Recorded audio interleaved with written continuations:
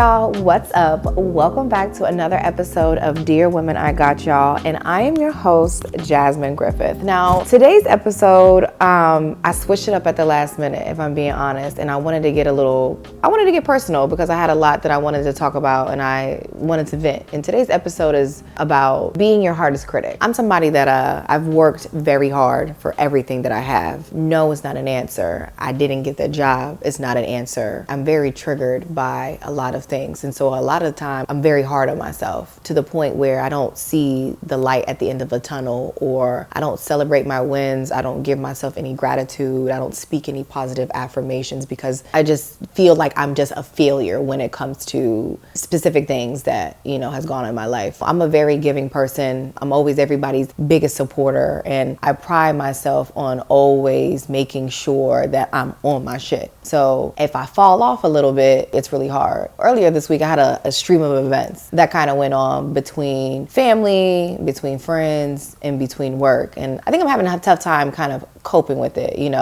Prime example, I want to move to New York City. It's been my goal for a very long time, but we all know New York is expensive.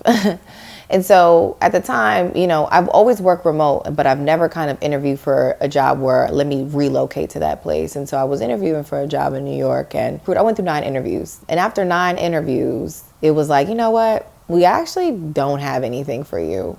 And it was like super devastating. The crazy thing was when speaking to the recruiter, she was hyping me, y'all. She was making me feel like I had this job, and my thirsty ass was falling for it. Like, I kid you not, I had already looked at a place, man. I already was like, yeah, I'm moving. Earlier today, I spoke to her and she was like, yeah, no, we actually don't have anything for you. And I felt like, damn, what am I going to do next? What comes next? I'm one of those people where I'm very controlling, and I talk about this in almost every single episode. For me, I always have to have a plan.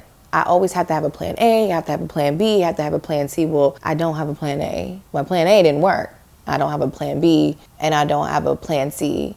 And I feel like I'm one of those people when things don't work out in my favor, not from a selfish, I kind of like go in this rut and I go into this hole and I just don't understand. I don't know how to function off of emotions. Earlier this week, I also had a disagreement with somebody close to me. And this person came out and really said, I'm a very selfish individual. All I do is care about myself. I pretend that I'm busier than what I am. All it is about me, me, me. And selfish is a word that I'm very triggered by. I will give you my last, and I will give you the last shirt off my back. And in that moment, when that person said that to me, I didn't react, because I'm one of those people where I got to process what you said first. But today I spent all day crying like, damn, like, is this how people perceive me? And what I'm coming to realize is you got to give yourself some grace. Like, what doesn't kill you will only make you stronger. Like, that's I have it tatted on me, surprisingly or not. I didn't even make that up, but things are going to happen. Life is going to happen. And I feel like God makes you go into different places and shifts you in different areas that you're supposed to be in, because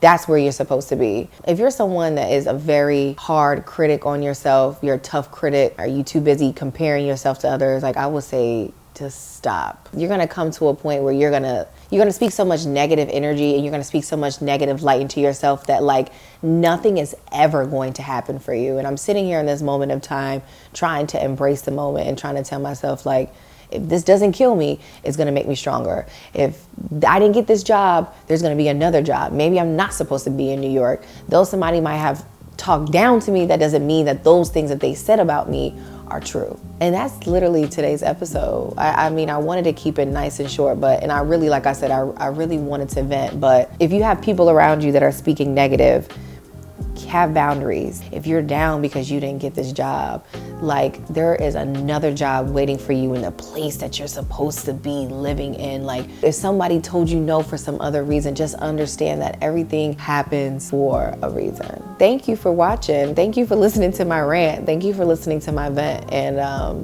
I can't wait to see you on the next one. Hey y'all, what's up? It's Jazmin with Dear Women, I Got Y'all, and thanks for watching. Check out our other shows, Women of Tomorrow and Hidden Hands.